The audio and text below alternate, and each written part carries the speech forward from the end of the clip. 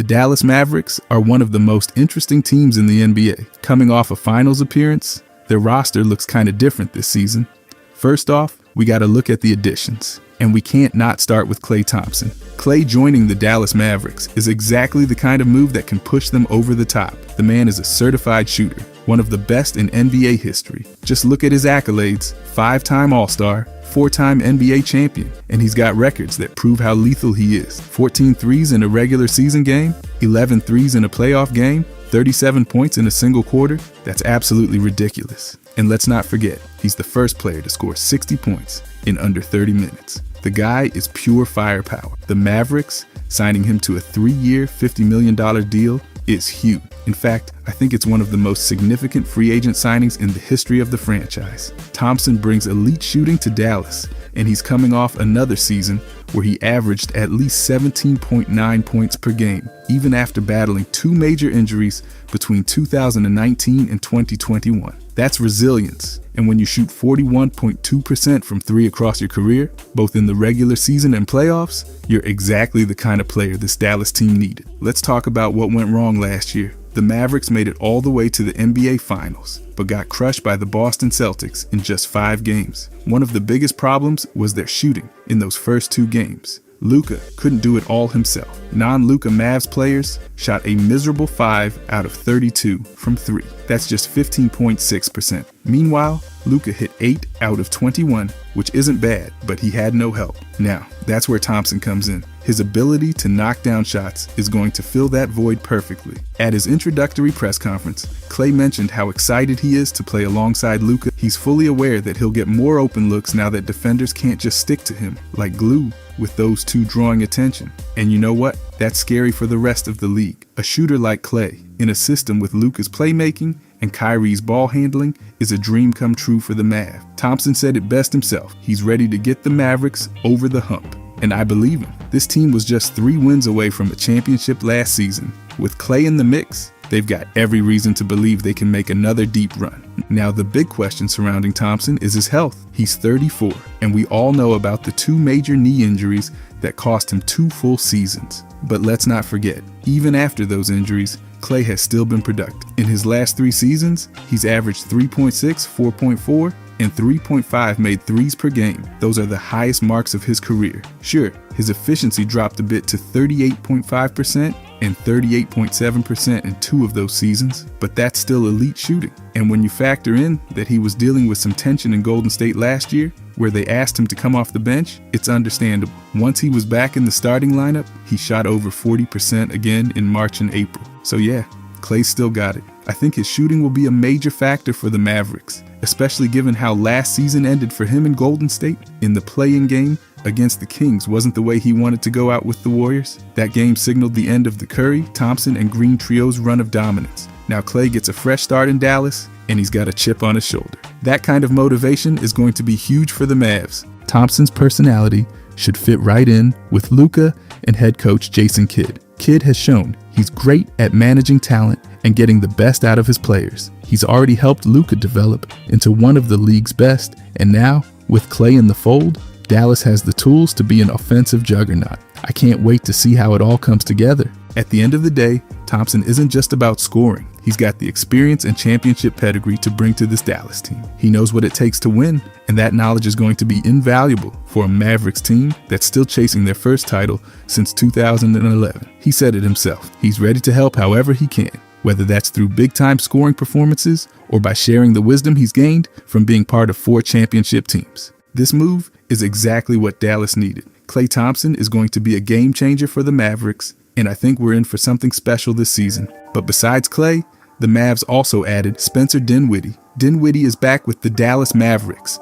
and I'm excited to see what he can bring to the team this season. His return feels like a reunion that just makes sense. When Dinwiddie joined Dallas 2 years ago, it was the perfect fit. He stepped in at just the right time, and his impact was immediate. He helped the Mavericks push all the way to the Western Conference Finals. I mean, who could forget that insane dunk on Rudy Gobert? That moment alone was enough to put him in Mavs' history. But Dinwiddie's journey has been a roller coaster. His stints in Brooklyn and Los Angeles weren't exactly great. He shot around 40% from the field and just 32% from three-point range. That's a big drop from what he showed in Dallas. His career has been full of ups and downs, but when Dinwiddie is in the right environment with good vibes and low expectations, he thrives. Now that the Mavericks are gearing up to defend their Western Conference title, what version of Dinwiddie they get this season will be crucial. By the way, if you guys like these kinds of deep dives, I'll be posting every day during the season. I genuinely appreciate if you would subscribe. Thanks. Anyways, last season, the Mavericks struggled when Luka wasn't on the floor. Dallas was nearly 10 points worse per 100 possessions without Luka. That's a huge gap. You'd think with Kyrie on the court, they'd be able to keep the offense flowing, but it just didn't click. The offense looked clunky, and without a true backup point guard, they struggled to find rhythm. Dante Exum wasn't quite the answer. Especially after his injury, he couldn't consistently create offense, and Kyrie, being the main scorer, couldn't take on that playmaker role full-time. So, here's the big question. Can Spencer Dinwiddie step up as that backup point guard? He's got the tools. In his previous time with Dallas, he averaged nearly 5 assists per game, showing he can facilitate. The Mavericks need that reliable ball handler when Luka's on the bench, and Dinwiddie could be the guy to do it. It really just depends on which version of him shows up this season. If he's back to his best form, it'll be a game changer for Dallas. Jason Kidd clearly trusts Dinwiddie, and that's a big factor here. Kidd's likely to lean on him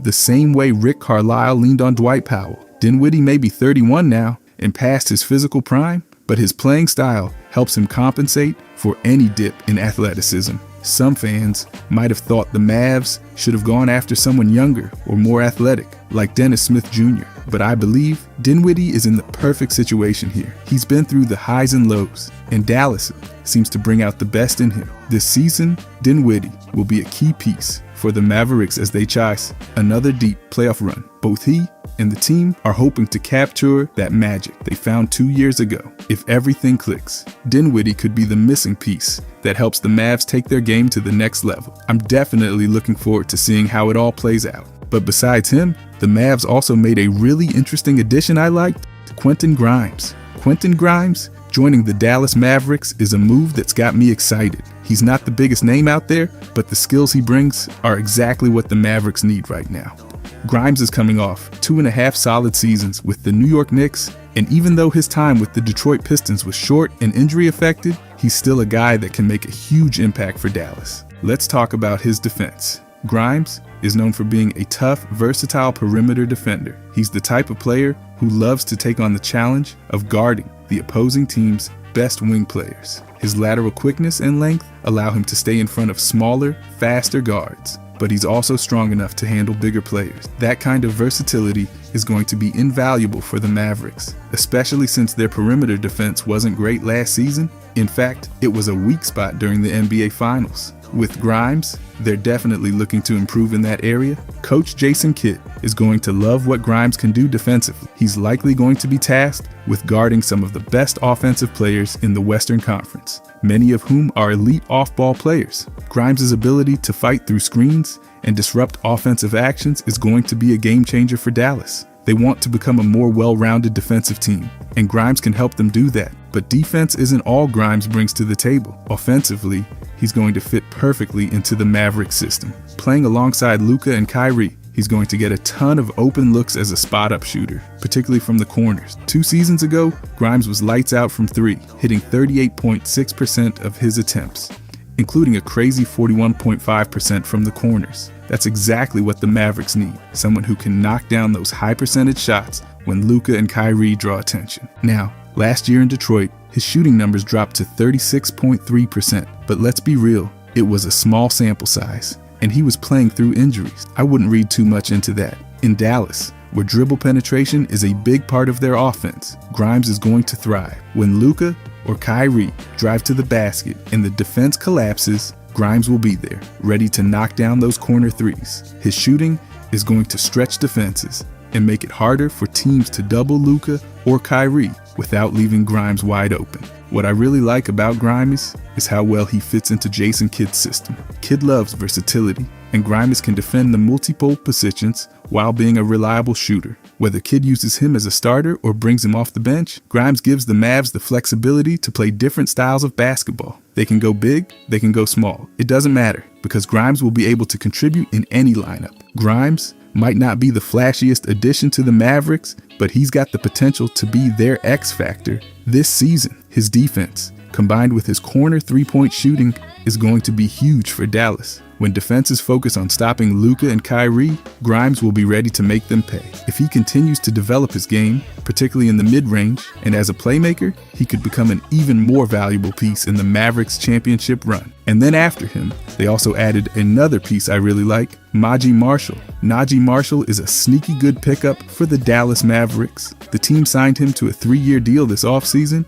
and while the spotlight might have been on Klay Thompson's arrival the same day, Marshall is going to be a huge piece for this team. He spent the last 4 years in New Orleans, where he showed flashes of his potential. He's a gritty, hard-nosed defender and has the versatility that every good team needs. Last season, he averaged 7.5 points in just under 20 minutes per game. But what really stands out is his defense. He averaged 1.3 steals per 36 minutes. That's the kind of intensity Dallas needs. The Mavericks are putting together a young, talented core, and Marshall fits right into that plan. He's a Swiss Army knife type of player who can make an impact on both ends of the floor. His defense is going to make life easier for guys like Luka and Kyrie. And he's the type of player who does all the little things that don't always show up on the stat sheet. He's a competitor, and that's exactly what Dallas needs as they push for a championship. Now, one of the big questions is where Marshall will fit in the rotation. Dallas is stacked at the forward spots, with Washington, Klay Thompson, and Maxi Kleber all vying for minutes at the 3 and 4 position. So it's going to be interesting to see how head coach Jason Kidd manages the lineup. I think Marshall's minutes might be situational, especially when the Mavericks want to go small and need his versatility on defense. Another factor to watch is how well Marshall can shoot the 3. Playing alongside someone like Luka means you have to knock down open shots. And Marshall's only had one season where he shot above 35% from deep. That's something he'll need to improve on if he wants to carve out a bigger role. But even if his three-point shooting is a bit inconsistent, his energy and defense will make him valuable to this team. I'm excited to see how he develops in Dallas. His contract is going to look like a steal in a couple of years, and I think fans are going to fall in love with his game pretty quickly. He's the type of guy who leaves it all out on the floor, and that's contagious. Every team needs players who are willing to do whatever it takes to win, and Marshall fits that mold perfectly. With championship aspirations, Dallas needed to add more winning players this offseason, and Marshall is exactly that. He's a great defender, he's versatile, and he's not afraid to get his hands dirty. Opposing teams are going to regret letting him slip away, and I have a feeling Marshall is going to make a lot of noise this season. His impact is going to be felt from day one, and he's only going to get better as the season goes on. I can't wait to see what he does in a Mavericks uniform. But if I'm going to make this video, I can't not talk about Jamarion Sharp. He's more of a fun one just because how tall he is. The guy's like 50 feet tall. Sharp could be a real game changer for the Mavericks if he makes the team. The guy is a defensive monster, and it's no surprise that Dallas signed him to a 1-year contract after what he showed in the summer league. He averaged 2.6 points, 4.6 rebounds, and 2.6 blocks in just under 15 minutes per game. But the real highlight was the way he dominated the paint in the Mavs' final summer game. 3 points, 10 rebounds, and 5 blocks. Those are the kind of numbers that make you pay attention. Sharp's shot blocking ability is something that can't be overlooked. This dude was ranked 9th in the nation in blocks per game during his college career and led Conference USA in that category for 2 seasons. That's exactly the kind of rim protection the Mavericks need, especially if they want to compete against the top teams in the West. I mean, who wouldn't want a 7'5" shot blocking machine on their roster? The tricky part is whether Sharp can crack the Mavericks' 15-man roster. There's a lot of depth at the center position, and it's tough for an undrafted rookie to secure a spot. But even if he doesn't make the final cut, I think his potential is undeniable. He could develop into something really special, and his growth will be important for Dallas in the future. If they don't keep him on the main squad,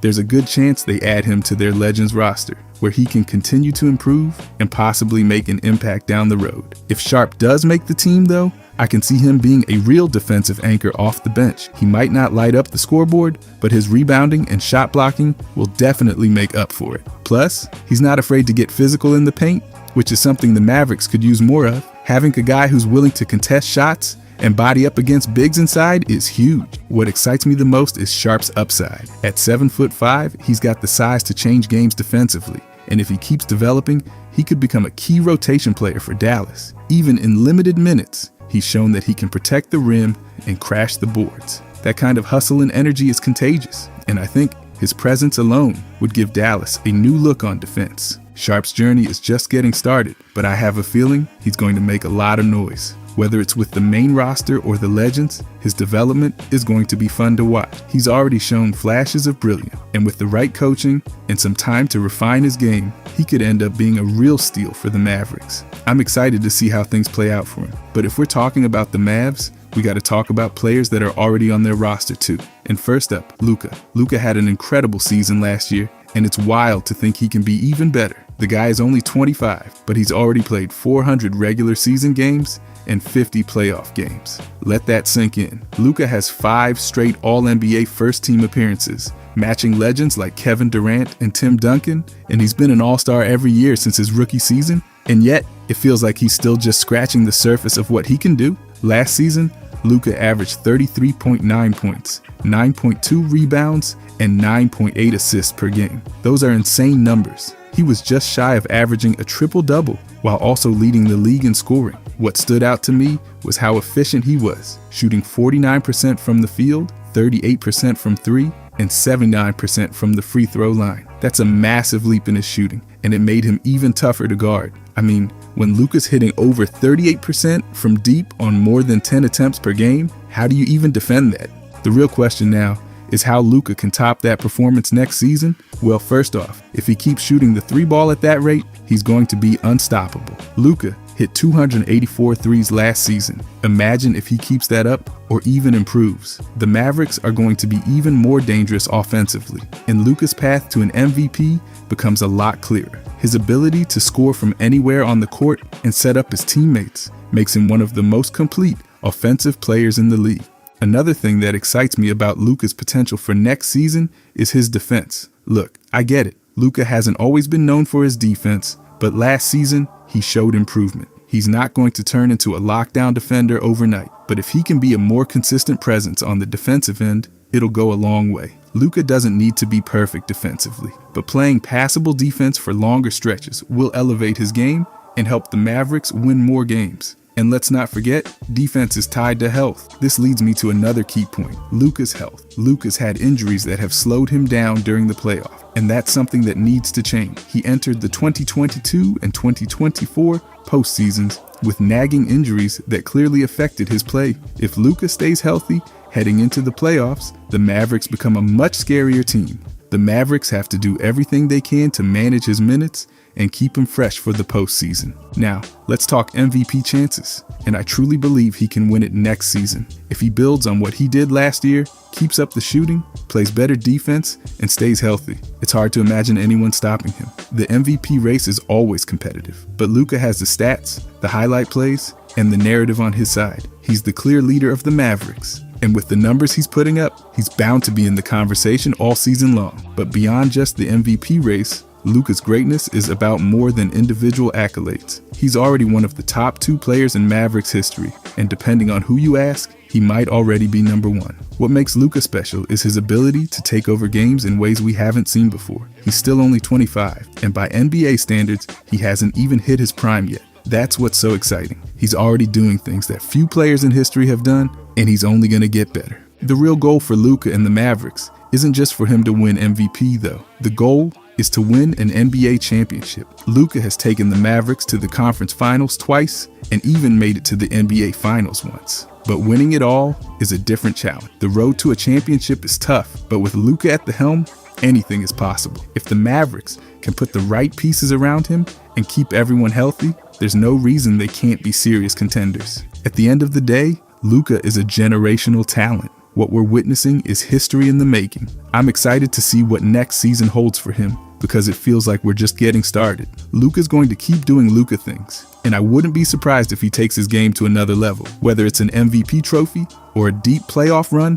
one thing's for sure. It's going to be a fun ride watching him play. And then besides Luka, they still have Kyrie. Kyrie had a pretty solid season with Dallas last year. Statistically, it was one of his best, and that's saying something for a player like him. He put up 25.4 points per game, grabbed 5.0 rebounds, and dished out 5.2 assists. What really stood out to me, though, was his efficiency. His true shooting percentage hit 60.8%, which was the fourth best of his career. When Kyrie is clicking like that, he's a nightmare for defenses. Now, let's be real. Kyrie only played 58 out of 82 games. He missed quite a few due to injuries, and that definitely hurt the Mavericks. They struggled without him. That kind of drop-off shows just how valuable Kyrie is to this team. When he's healthy, the Mavericks are a completely different squad. At 32 years old, it's not too surprising that Kyrie's dealing with more injuries. But that's going to be the big question heading into this season. Can he stay healthy? If he can, I think the Mavericks have a real shot at making another deep playoff run. But if Kyrie misses too many games again,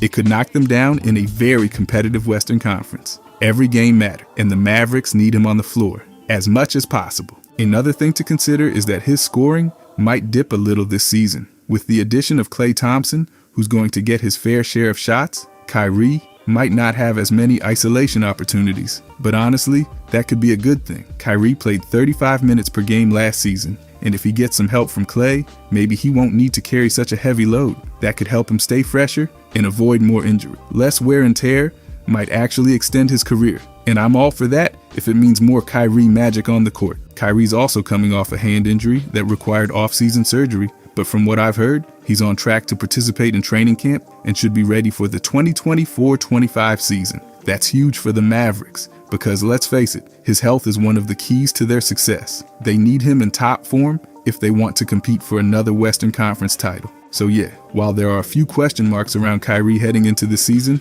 I'm excited to see what he brings. If he can stay healthy, play fewer minutes, and still put up solid numbers alongside Klay. But then the big man from last year was great, Dereck Lively. Lively had one hell of a rookie season with the Dallas Mavericks. He made a huge impact, averaging 8.8 points, 7 rebounds, and 1.4 blocks per game. What really stood out to me was his efficiency. He led all rookies with an insane 74.7% field goal percentage. If he had played more games, that would have ranked him first in the entire league. That's no joke. When you've got a big man finishing at that rate, you know your team's in good hands. Lively didn't start in the playoffs, but you could just feel how important his presence was on the floor. He's not just a shot-blocking machine or a guy who rolls to the rim. His passing is low-key, one of the most exciting parts of his game. I saw it all season. When Lively gets the ball on the short roll, the defense collapses, leaving shooters wide open in the corners. And guess what? He's smart enough to make those passes every time. This season, I'm pumped to see how he'll connect with Klay Thompson. Adding a sniper like Klay to the mix is going to make Lively's passing even more dangerous.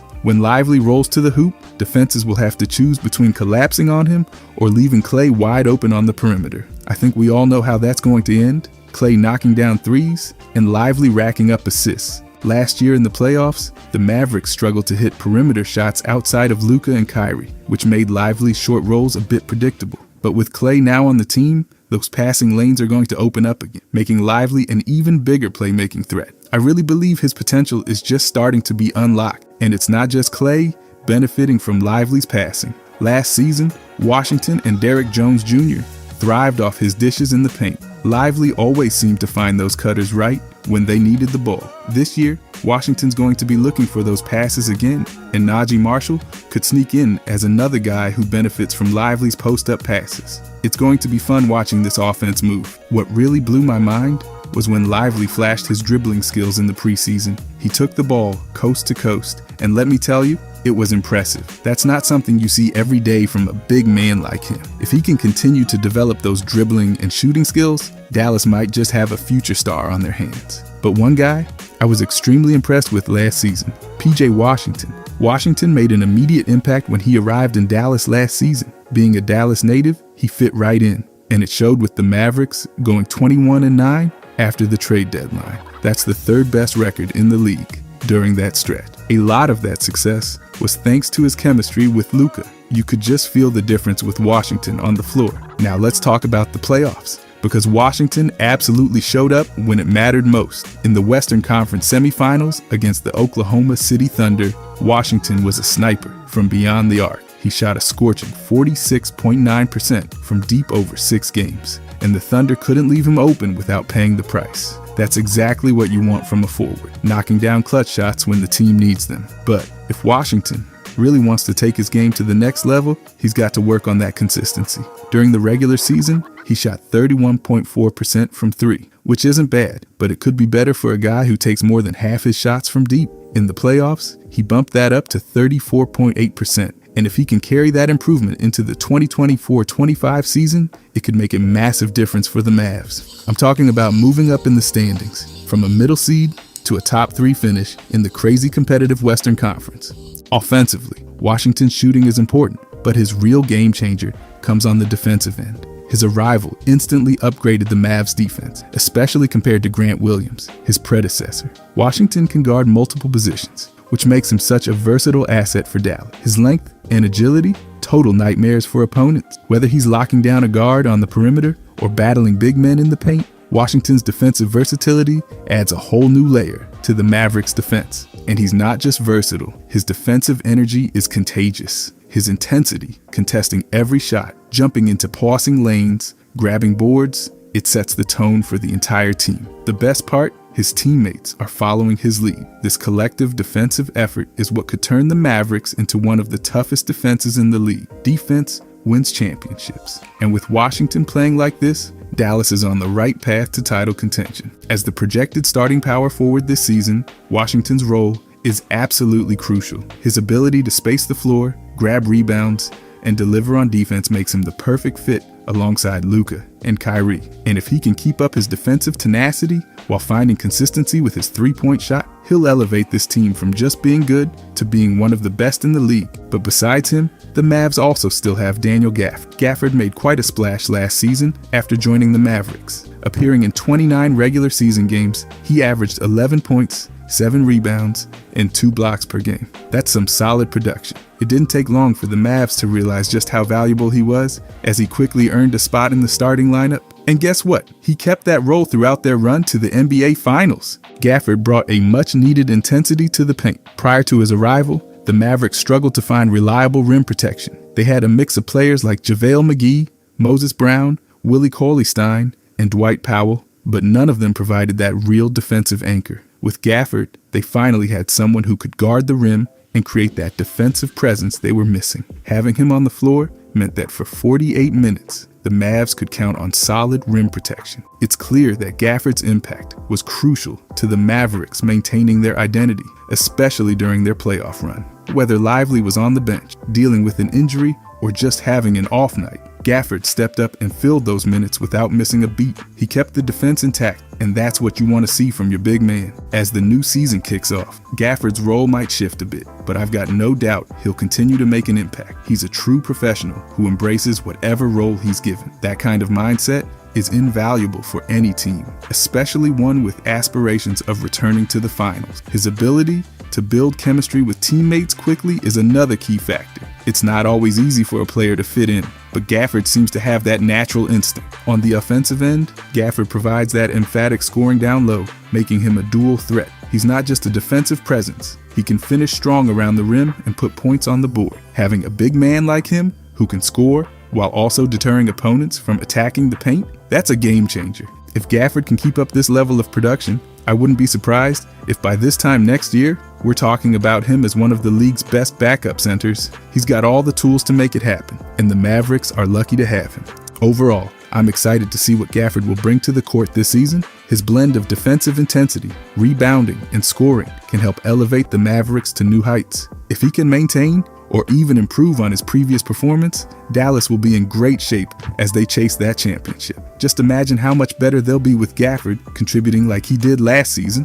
Overall though, the Mavericks are looking like a powerhouse this season. With Luka, Kyrie, and Klay Thompson on the roster, they've got an incredible trio that can take the league by storm. Luka's vision and playmaking ability are off the charts. He can create his own shot, but he's also fantastic at setting up his teammates for easy looks. His combination of size and skill makes him a nightmare for defenders. Then there's Kyrie. When he's healthy, he's one of the most electrifying players in the league. He can score from anywhere on the court and has the handles to break down any defense. Pair that with his clutch gene, and you've got a player who thrives under pressure. Together, Luka and Kyrie can create a two-headed monster that keeps opposing teams on their toes. Now, let's talk about Klay Thompson. He's a proven champion with a killer instinct. Klay's shooting ability is just unreal. He can stretch the floor, making it easier for Luka and Kyrie to penetrate the defense. With Klay on the perimeter, defenders can't afford to help on drives, which opens up so many opportunities for everyone. Imagine the ball swinging around, Klay getting wide open looks, and knocking down threes. The Mavericks' offense could be explosive. What really excites me is how well these three can complement each other. They can space the floor, share the ball, and create mismatches all over the court. Defensively, they've got the potential to be solid too. With Klay's perimeter defense, Kyrie's ability to pressure the ball, and Luka's improved efforts on that end, they can really make it tough for opposing teams. With their collective talent, it's not crazy to think they could be in the hunt for a championship. The Western Conference is always tough, but with this lineup, they can compete with anyone. If they stay healthy and build chemistry early in the season, there's no telling how far they can go. The Mavericks are poised to make some serious noise, and I'm here for it. So buckle up. It's going to be a thrilling season, and the Mavericks might just have what it takes to bring home that championship. If you enjoy this kind of content, we'll be pushing out NBA content every day during the season. I genuinely appreciate if you could subscribe. Thanks for watching.